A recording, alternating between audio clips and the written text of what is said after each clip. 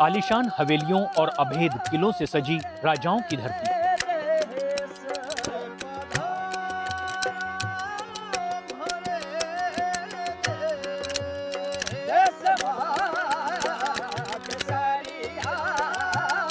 जो सदियों से भारत की रक्षा करती आई है।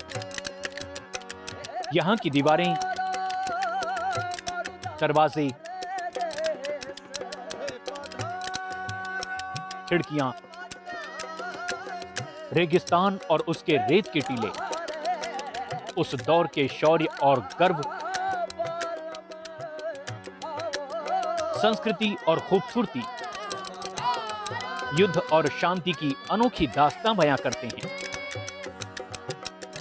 टीकाकरण को लेकर नेटवर्क 18 और फेडरल बैंक की जागरूकता मुहिम संजीवनी और शॉर्ट ऑफ लाइफ भारत के सबसे बड़े राज्य राजस्थान पहुंची।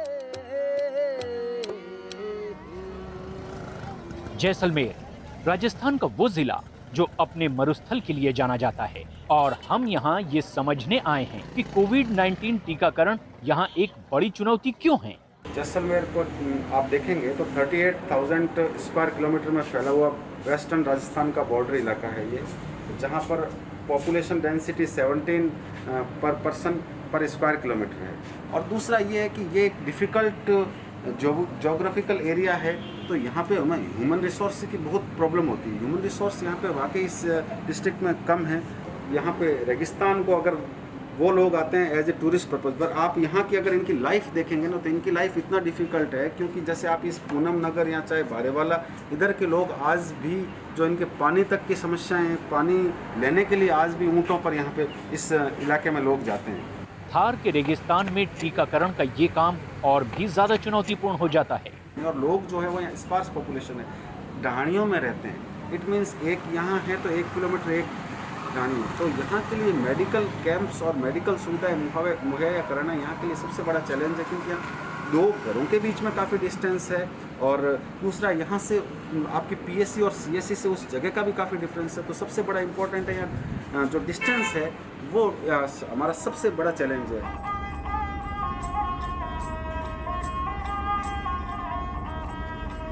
सीमा से सटे इस जिले में सड़कें बहुत ही अच्छी हैं, खासतौर पर भारतमाला हाईवे पर, जो फाइटर जेट को उतारने के लिए इमरजेंसी रनवे के तौर पर भी काम करता है। ये बेहद ही संवेदनशील इलाका है और हमें आगे जाने के लिए सुरक्षा कर्मियों से इजाजत लेनी होगी। स्वास्थ्य कर्मियों ने हमें पहले ही चेतावनी दी थी कि रेगिस्तान में सफर करना खतरनाक साबित हो सकता है। कितना दूर है? और 50 किलोमीटर है। अच्छा। और अपने को बागे ना तो नेटवर्क आएगा और ना रोड पे कोई मिलेगा, कोई व्हीकल, कोई साधन नहीं मिलेगा। तो आपको बिल्कुल हमारे साथ रहना है, पीने का पानी गाड़ी में रखना है और अलग नहीं होना है, क्योंकि ना तो नेटवर्क आएगा, ना कोई इंसान मिलेगा रोड पे, ना कोई व्हीकल, कोई असिस्टेंट मिलेगा अपने को। ठीक है, चलिए ठीक है।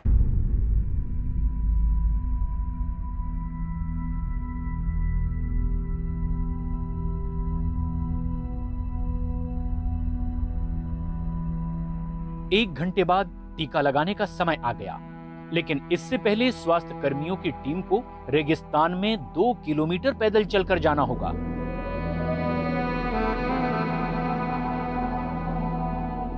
ये बस्ती मुस्लिम बंजारों की है, जो गरीब होने के साथ साथ अशिक्षित होते हैं। ये जहां रहते हैं उसे स्थानीय भाषा में ढाणी कहा जाता है। रेत के टीले पर बसा छोटा सा गांव, जहां सिर्फ 2 से 3 परिवार रहते हैं। हमें बस इन्हें समझाना पड़ा, और इतने भर से ही 3 महिलाओं को जानलेवा वायरस के खिलाफ सुरक्षा कवच दे दिया गया। बहन जी आ गया, आज टीका लगा गया, डॉक्टर साहब आ गया। टीका लगा लिया? हाँ, टीका लगा ले। टीका लगाया कि नहीं लगाया? हाँ, लगा यार। अच्छा। लेकिन सभी टीका लगवाने के लिए तैयार नहीं हुए, इसलिए नहीं कि उन्हें किसी बात का डर था। हर चीज से भी तो करो, रास्ते से भी तो करो, गाड़ी से भी तो करो, स्कूल से भी तो करो, पानी से भी तो करो। फिर टीका? हाँ, फिर टीका लगवाएंगे। अनपढ़ टीका केड़ा लगा रसी? मैं अनपढ़, मेरा बच्चा सब है अनपढ़ बैठा है। एक बार फिर टीकाकरण करने वाली टीम को झुलसा देने वाली गर्मी में 2 किलोमीटर चलकर दूसरे गांव तक जाना था।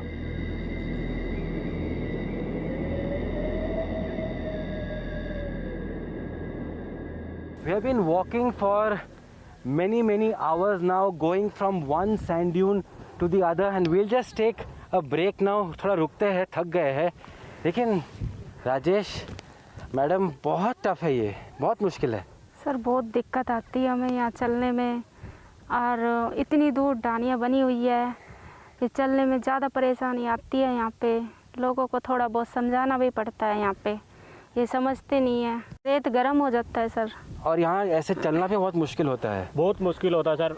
गर्मियों के दिनों में हम टीके लगाने के लिए आते हैं तो इतनी ज़्यादा मुश्किल होता है कि बहुत सारी बार तो पानी भी ख़त्म हो जाता है और डिहाइड्रेशन हो जाता है, चक्कर आने लग जाते हैं.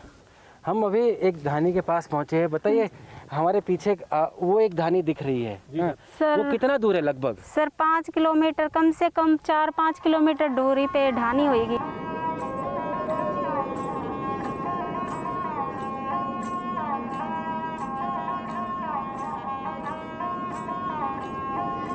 जैसलमेर के कुछ दूसरे हिस्सों में पैदल चलकर जाना बेहद मुश्किल होता है. ऐसे में ऊंट ही वहां पहुंचने का एकमात्र विकल्प होता है.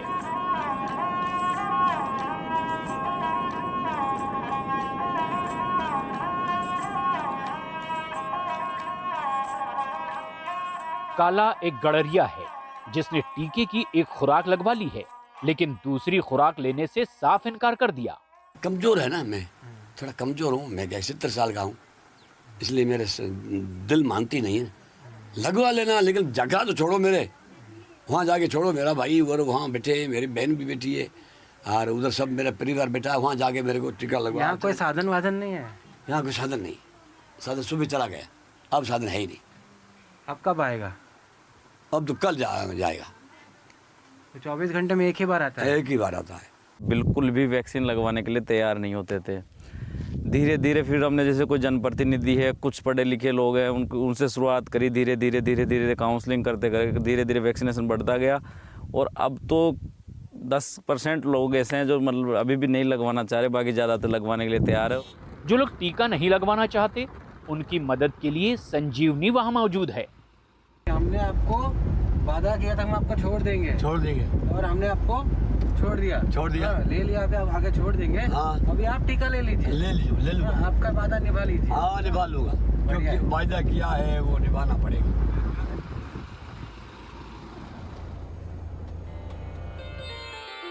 नैनू देवी मृदुभाषी और बेहद ही शर्मीली. 20 साल की नैनू अपनी सास के सामने बेहद ही कम बोलती हैं. डर लगता है कि मर जाएंगे, बहुत आदमी मर गए, खिर गए, नहीं लगाते हैं. ताव बुखार आ जाता है, शरीर दुखने लग जाता है, नहीं लगाते हैं. ऐसे जिंदगी चली जाएगी तो चली जाएगी, ऐसे बोलते. कुछ भी डर नहीं लगा, टीका लगा के आगे रुआ. 6 महीने की गर्भवती महिला ने टीका लगवाने से मना कर दिया, और आखिरकार उन्होंने इसकी वजह हमें बताई. कोविड के बारे में आप तो जानते ही हो कि कोरोना क्या है, जानते तो हो. बीमारी होती थे टीका क्यों लगाओ? डर क्यों लगे? नहीं लगाया, मन डर नहीं लगे. किस चीज का डर लगता है आपको? बुखार आने का. बुखार ऐसे ही आ जाता, आप क्या करोगे? आप है ना गर्भवती हो तो आपके पेट में 2 जान है, एक बच्चे की और एक अपनी. तो आपको तो जरूर टीका लगाना है, क्योंकि आपको संतुलित भोजन के साथ साथ, टीकों के साथ साथ आपको कोविड का भी टीका जरूर लगाना है. राजस्थान के रेगिस्तान वाले इस जिले में एक ग्रामीण विकास विज्ञान समिति नाम का एनजीओ टीकाकरण को लेकर जागरूकता फैलाने का काम कर रहा है. मैं आपको समझाया, आप टीका लेंगे अभी? कुछ घरों के फासले पर रहने वाली इंदिरा देवी ने भी टीका नहीं लगवाया. उनका मानना है कि घरेलू नुस्खे कोविड-19 के इलाज के लिए काफी होते हैं. तो आप घरेलू उपचार बताइए हमें. बकरे का मीट खाता हूँ. हाँ. सब्जी बना के खाता हूँ. हाँ. और जिम लेता हूँ. हाँ. और उसके बाद के मैं रजाई ओढ़ के सो जाता हूँ. हाँ. उसके बाद में पसीना होता है. हाँ. क्या हो जाता है. इससे करना सही हो जाएगा? आपको विश्वास है कि इससे हम ठीक हो जाएंगे? इसके ठीक नहीं है तो ठीक कैसे रहेंगे? अच्छा, पहले आप अपना ये घरेलू उपचार करोगे? हाँ. एनजीओ के सदस्य ने इंदिरा को टीका लगवाने के लिए मना लिया. उन्हें समझाया गया कि कोविड-19 एक नई बीमारी है और इस पर कोई भी नुस्खा काम नहीं करता. इसके बाद इंदिरा को तुरंत ही टीकाकरण केंद्र ले जाया गया. इनके पास संसाधन नहीं है, मोबाइल्स वगैरह या टीवी टेलीविज़न वगैरह ये कुछ नहीं देखते, तो इन लोगों को इतना जानकारी भी नहीं हो पाती कि कोविड फैल रहा है या नहीं फैल रहा है, क्योंकि ये अपने घरों में मस्त रहते हैं। तो इन लोगों को समझाना भी ज़रूरी है और बातचीत करने भी ज़रूरी है। हमेशा यही प्रयास रहता है ग्रेविस के कार्यकर्ताओं का कि लोगों को तक ये वैक्सीनेशन सुविधा पहुँचे और लोग इसका फ़ायदा लें।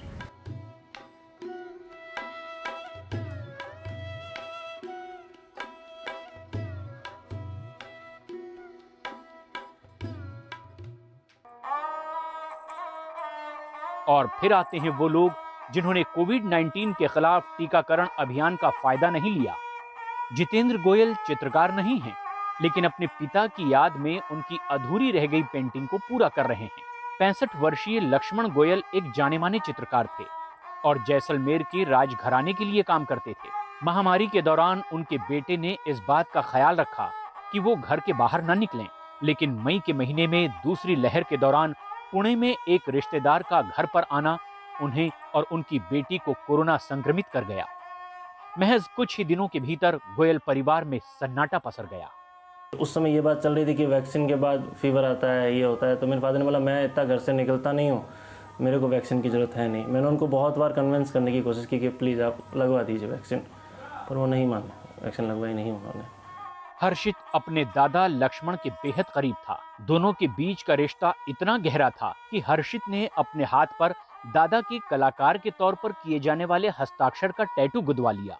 मेरा इसको बनवाने का मेन यही था कि दादा का नाम जो है वो हमेशा ज़िंदगी भर मेरे साथ रहेगा। मतलब अब ये परमानेंट हो गया है, पूरी लाइफ का है। हम भी मजाक में लिया करते थे, पर ये मजाक बहुत भारी पड़ जाती है इंसान को।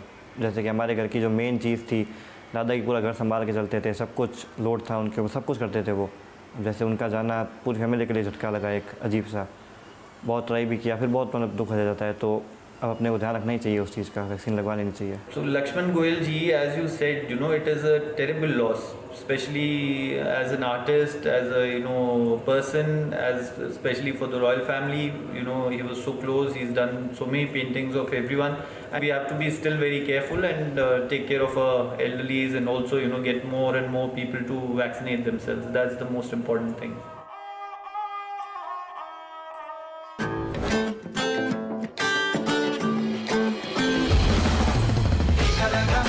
टीका लगा,